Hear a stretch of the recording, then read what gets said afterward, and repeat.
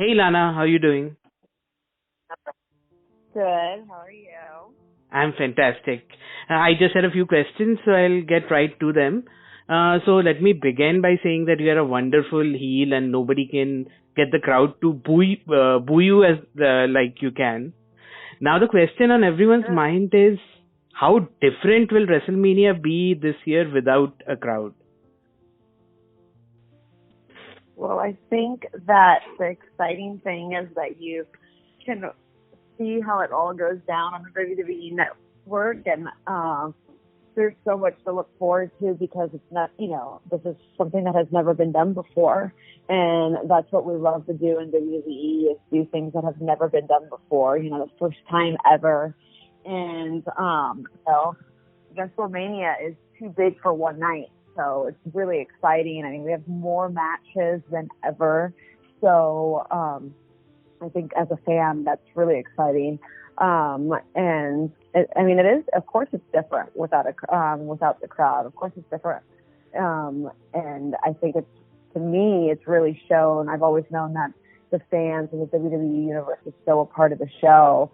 But it even shows more of like how much you guys are a part of the show and give so much to it, but we're evolving as a society and adapting as a society of what's happening in the world, and so I think that's just of how we're all adapting, and so it's like an exciting time to be able to bring something different to the table, as well as continue to put smiles on people's faces, regardless of our situation in the world.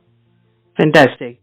And so when people think about WrestleMania, one of the first things that come to mind is you leading Rusev with a tank. That obviously won't be possible this year, but do you have any memories of the whole tank entrance? Oh yes, I mean the tank and me coming out with the Russian army was just such an amazing, such amazing experience. And, that's the thing is that, I got Rusev a tank. And so, that's how great I am. It's like I literally got Rusev a tank and came out with my army. This year, and, you just have to see it's very different. Also, I was shooting a movie, Cosmic Sin, all the way up to WrestleMania. And so, I was focused on a lot of other things. And of course, my body is very important. But you just have to stay tuned to see what we did this time around. Every time I try to do something very different. And, so this year, I once again did something different, and you have to watch it on the WWE network to see. Fantastic. And catch the aftermath on my YouTube channel, because I'm going to talk about it on my YouTube channel after. So stay tuned for that as well. Awesome. I'll be sure to do that. So you were in a movie with Edge some time ago, and Edge returned at the Royal Rumble. You were a part of the Royal Rumble. What was the whole experience to see him return? Oh my gosh, that was so insane. When he came out, my mind was just so blown. I could not believe it. I love Edge. He's so incredible. He was one of my favorite WWE superstars growing up, and then just work with him. He's such a phenomenal actor. He's just so good. He's so entertaining. However, he's able to be so vulnerable as an actor, and I feel like a lot of WWE superstars, sometimes they're not able to show vulnerability the way Edge does, and it just shows how his acting is so incredible because he's just able to show such vulnerability. And I just think that the story of Edge and Randy Orton is so compelling, and one of my favorite stories. Besides, of course, anything that I do on television, that's always my favorite. But besides what me and what I do on television, they're my favorite right now. It's such an incredible, compelling story, and I think that's what we need on television is compelling stories. Awesome. And how different has Raw become ever since Paul Heyman came on board? Paul Heyman is so incredible. I mean, I've Paul Heyman has been one of my favorites.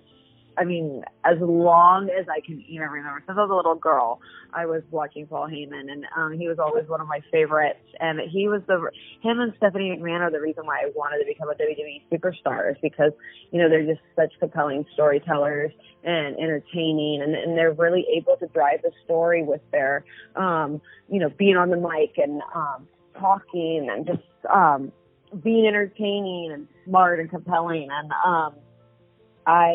he's really able to bring that to the table as well, being the showrunner. Sorry, I'm choking. Let me drink my water real quick. I'm really choking. Yeah, he's as being a showrunner, he brings so many of those qualities to the table as well when telling stories. And so because when he was a character and when he's on the mic, he's able to always tell such compelling stories, and he brings that as the showrunner. And I feel like he's given so many people opportunities that wouldn't always have opportunities. And the way he tells the story throughout the show, everything's very intertwined and threaded. And I think that's a very, very, very interesting quality. And that's how all scripted television goes. You know, right. It's like everything is threaded, and I feel like everything is a lot more threaded now on Raw, which I really, really like, and I'm really, really thankful that a lot of people are getting opportunities that haven't always gotten opportunities, and I'm excited to see what's to come. Fantastic. And I mean, do you think there were points? I mean, you just said that you have been a fan of wrestling for a long time. So, do you think your storyline with Lashley pushed the envelope of? I mean, it brought back elements of the Attitude Era back. Well, I think I push the envelope in everything I do. Right. So, in all the stories that I've ever been in WWE, I feel that I'm very lucky to have always been able to do some form of soap opera story. And I just feel like soap opera stories in general are very relatable. And because everyone can connect with heartache, everyone can relate and connect to either being cheated on or cheated, or know someone that's cheated, or know someone that's lied in a relationship, know someone that has gotten a divorce, or got a divorce themselves. Most people have broken up once in their life at least. And so I just think that all those stories are relatable, and people understand it and people connect with it. And not everyone understands and connects with winning the championship. Right. Winning a title, or being the most athletic person, or being genetically superior. Like, I don't know. I don't relate to being genetically superior.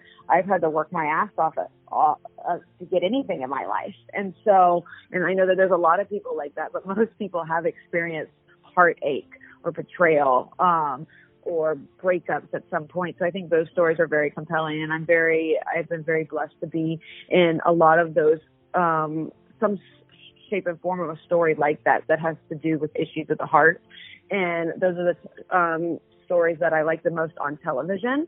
If it's like, anything from Game of Thrones, the Scandal, or Grey's Anatomy, and these stories that have relationship-driven stories. So within the drama, within the, if you take something like Game of Thrones, within the wars, within them fighting for their land, with their country, they still have the extra element of relationship drama within the drama. And those are my favorite stories on television. So I've been always very excited to be in those stories on television, on WWE programming as well. A great answer. And Rusev Day was the hottest thing in WWE at one point of time. Do you think the plug was pulled a little too soon with that? And we know you are off shooting a movie, but when can we see Rusev back on television again?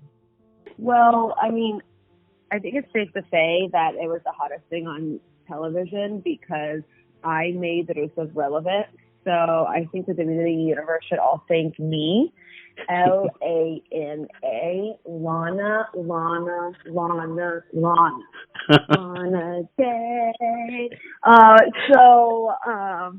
Yeah, I mean, I can't exactly say what, I mean, look, Rusev half the time can't make up his mind with Rusev Day. You know, Aiden, it was my idea to start to have Aiden sing, so thank me again.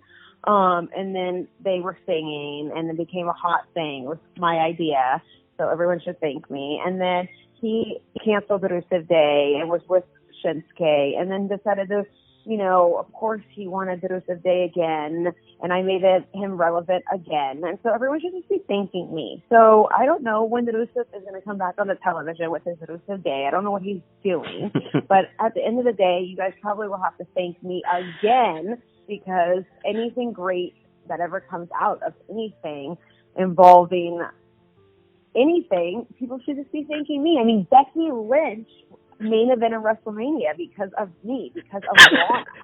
So, I mean, they're in the universe, and everyone should just be thanking me constantly. I mean, I gave you the man, but so just like I gave Rusev Day. So you just have to stay tuned. I think I found my headline for the article already. Okay, since you brought her up, do you have a prediction for Becky Lynch and Shayna Baszler? I mean, if I had to predict, I would probably say Becky Lynch is going to win because, I mean, she's the man. I mean, that's the reason why I gave you the man.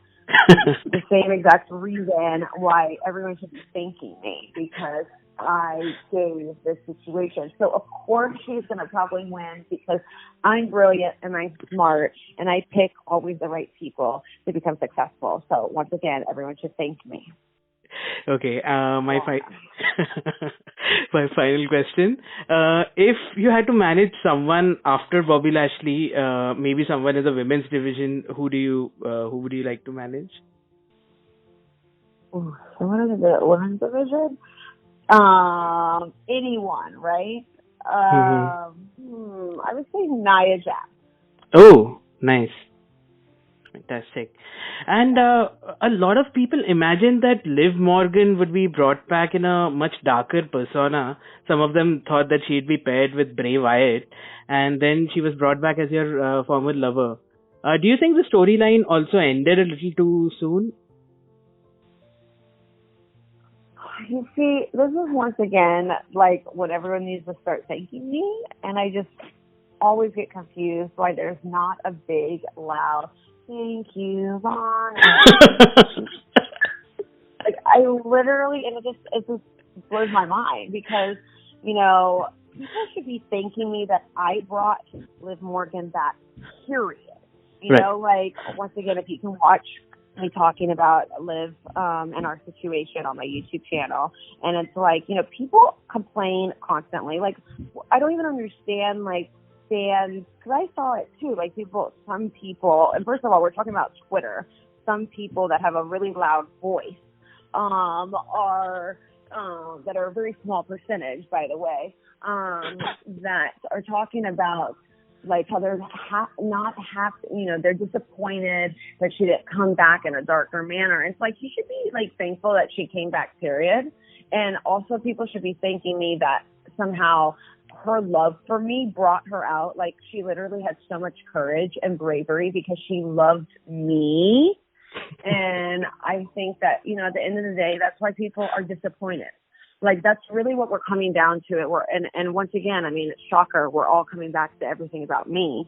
But, like, surprise, surprise. But that's the real reason why people are disappointed. That's the real reason why people are sad that she didn't come back in a darker way with Bray Wyatt. Because they're disappointed that she came out and said that she's in love with me. And it's because most people are in love with me too, and they just don't have the courage and the bravery like Liv Morgan did to come out and say that she's in love with me. Because the reality is everyone is in love with me. That's why they boo me. It's because most people are just jealous of me. Okay. This has to be the most fun interview I've done. Do you have a message for our readers on how they can stay safe during coronavirus? So what I personally do is I wash my hands like every 10 to 15 minutes, and I wash them for like at least 25 seconds. So wash your hands so much, and drink water. I've been drinking water like every 10 to 15 minutes. And, you know, if you can, I wear masks and gloves. You know, if people can do that, of course, or like if you can't get a mask, like cover, you know, your face with a scarf. But like it's really, really important to, I think, wash your hands and drink water. And, you know, if people can, you know, stay inside. You know, I've been staying home, and so if people can, you know, stay in and you know, social distance yourself. But like I really think I've been just really shocked of what a difference it is by like washing and my hands constantly and drinking water and like having wipes or something, or wiping if I have to be anywhere, wiping everything down. And I think that, you know, I encourage anyone else to do those same things. Thank you so much. I think that should be. Thank you so much. Thank you, Riju. Yes, bye. Stay healthy. Yeah, you too. Bye. Bye. Thank you. Thank you.